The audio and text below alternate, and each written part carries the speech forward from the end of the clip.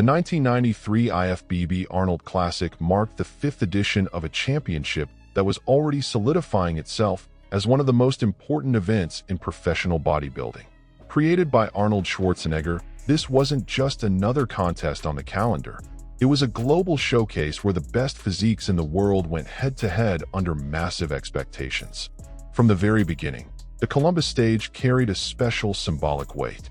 That year, the lineup brought together some of the biggest names of the era, blending established stars the fans already knew with rising talents who were just starting to make noise on the pro scene.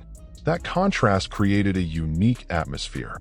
On one side, experience and consistency. On the other, the promise of something new. The 1993 Arnold Classic ended up being remembered precisely because of that. More than just crowning a winner, it represented a real shift in bodybuilding standards. That stage didn't reward size or conditioning alone.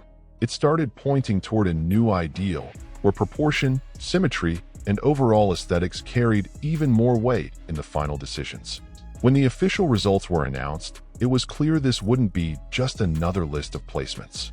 First place went to Ken "Flex" Wheeler, a name that from that moment on would be mentioned among the most impressive physiques in bodybuilding history. Right behind him, in second, was Lee Labrada, followed by Vince Taylor in third, forming a podium that perfectly symbolized the meeting of different generations and styles. Fourth place went to Paul Dillet, an athlete who immediately stood out for his massive size and uncommon structure. J.J. Marsh came in fifth, followed by Mike Matarazzo in sixth, a competitor known for his intensity and strong stage presence. Rounding out the top 12 were several respected names.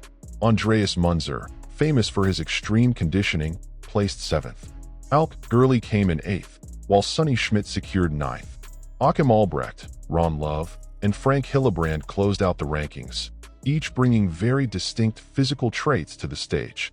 It's important to remember that at a show like this, every placement carries serious weight. Finishing among the top 10 or 12 at the Arnold Classic meant being part of the absolute elite of world bodybuilding. Many of these athletes, even without a podium finish, defined an era and influenced generations with their unique physiques and styles. In addition to those who competed, a few big names were listed as DNP, meaning they didn't compete that year. Among them were Mike Ashley, Samir Banout, Francis Benfato, and Thierry Pastel. That naturally raises an interesting question. How different would the results have been if everyone had stepped on stage?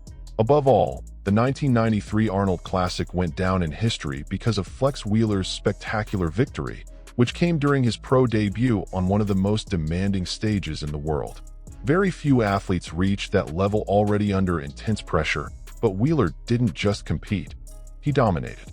From the very first comparisons, it was obvious that something special was happening on that stage.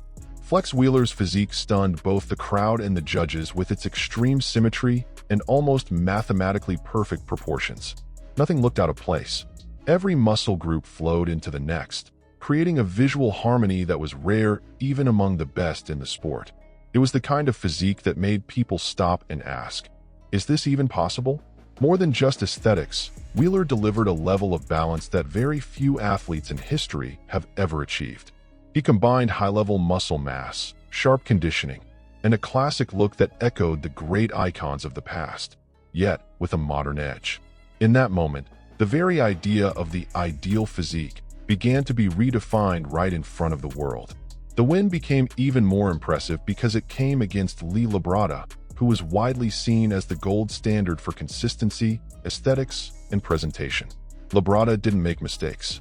He brought an excellent physique, but even so, he was beaten. Lee Labrada arrived at the 1993 Arnold Classic as one of the clear favorites for the title. His track record spoke for itself. Labrada was the definition of consistency, always stepping on stage with a clean, balanced, and extremely well-conditioned physique. For many fans, he represented exactly what top-level bodybuilding was supposed to be. That year, Labrada didn't disappoint at all. He brought a refined, highly aesthetic physique with classic lines and excellent definition, once again proving why he was so respected by both judges and fans. His consistency was impressive, very few weaknesses, well-executed poses, and a calm, confident stage presence that only a seasoned champion can deliver. Even so, the final result placed Labrada in second, not because of mistakes or a lack of preparation, but because Flex Wheeler showed up with something that was simply above the standard of that time. Another name that's impossible not to mention is Paul Dillet, who was without a doubt one of the most talked about athletes at the 1993 Arnold Classic. The moment he stepped on stage, the crowd reacted. His massive size, and especially his unreal shoulder width, created a silhouette that looked almost surreal, even in a contest packed with extraordinary physiques. Dillet's physical structure caught the attention of both fans and judges. He had all the width, volume, and visual impact anyone could ask for, traits many believed represented the future of bodybuilding. In terms of raw potential, very few athletes on that stage could match what he brought. But bodybuilding isn't just about size. One of Paul Dillet's main challenges at that event was his posing. In direct comparisons, his presentation didn't fully showcase the power of his physique, and that ultimately hurt his overall evaluation. That factor played a key role in keeping Dillet out of the direct fight for the title, even with a body capable of making a massive visual impact. His fourth-place finish left a clear impression. There was something special there, but it still needed refinement. Beyond the athletes fighting for the top spots, the 1993 Arnold Classic stood out for its incredibly deep lineup, with high-level competitors spread throughout the standings. One of the major highlights was Vince Taylor, who secured third place and once again confirmed his reputation as one of the most consistent competitors of his era. Vince Taylor was known for his remarkable consistency. He rarely showed up out of shape, and 1993 was no exception. His balanced physique, combined with a solid stage presentation, showed exactly why he was always among the best, even in contests with extremely high levels of competition. Another standout was Mike Matarazzo, whose stage presence was impossible to ignore. He competed with intensity, charisma, and a posture that radiated confidence. Even without being in the title hunt, Matarazzo cemented his place among the elite and earned strong respect from the crowd. Andreas Munzer also made the top 10, staying true to the style he was known for worldwide. His extreme conditioning stood out for its razor-sharp definition, representing one of the boldest limits of physical preparation at that time. It was the kind of physique that split opinions but never went unnoticed. The event wasn't defined only by the battles on the men's stage. That same weekend, the Ms. International reinforced the importance and prestige of women's bodybuilding on the professional scene. And once again, the audience witnessed the rise of a name that would go on to change the category's history. The overall title at the 1993 Ms. International went to Kim Chizevsky-Nichols, an American athlete who delivered an impressive level of both technical skill and physical development. From her very first comparisons, it was clear she was operating on a different level, combining muscle size, symmetry, and conditioning in a remarkably balanced way. Kim didn't win just on size or conditioning alone.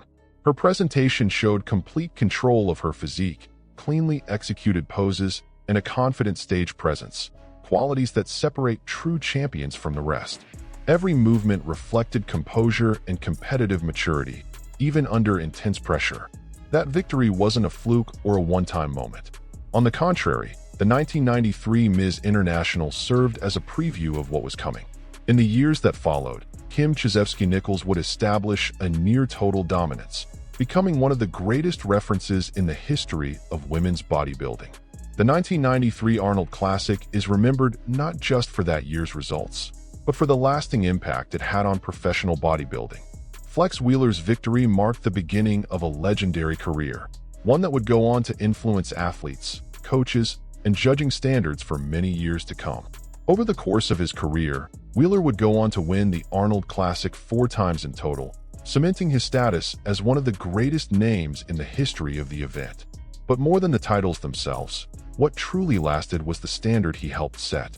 His physique became a benchmark for balance, symmetry, and aesthetics, something that would be constantly referenced and compared for decades to come.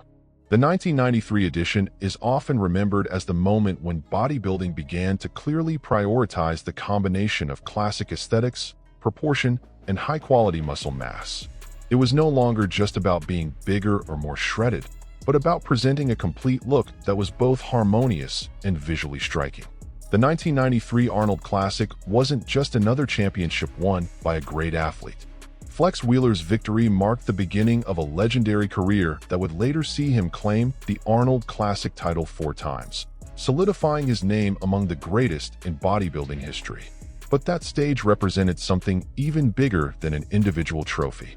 That edition is etched into collective memory as the point when the sport definitively embraced classic aesthetics, proportion, and quality mass. Bodybuilding didn't abandon size, but it began demanding balance, harmony, and presentation. The 1993 Arnold Classic proved that the ideal physique wasn't just big, it had to be visually beautiful. That's why, even today, this contest is still referenced as a true turning point. Many of the standards used now were born right there, on that stage. When we look at modern physiques, it's impossible not to see the direct influence of what was presented in 1993. And that leaves an interesting question. Are we living through another shift in the sport right now? If you enjoyed this deep dive into the history of the 1993 Arnold Classic, make sure to hit that like button. It really helps the channel keep bringing you in-depth, well-researched content like this. Don't forget to subscribe, and if you want to support the project even more, consider becoming a channel member and joining our exclusive community. Now I want to hear from you. In your opinion, would the physique Flex Wheeler brought in 1993 still be competitive today? Drop your comment below, I read them all. And don't go anywhere yet. On the end screen, there's another video from the channel that connects directly to this story and will perfectly complement what you just watched. See you in the next video.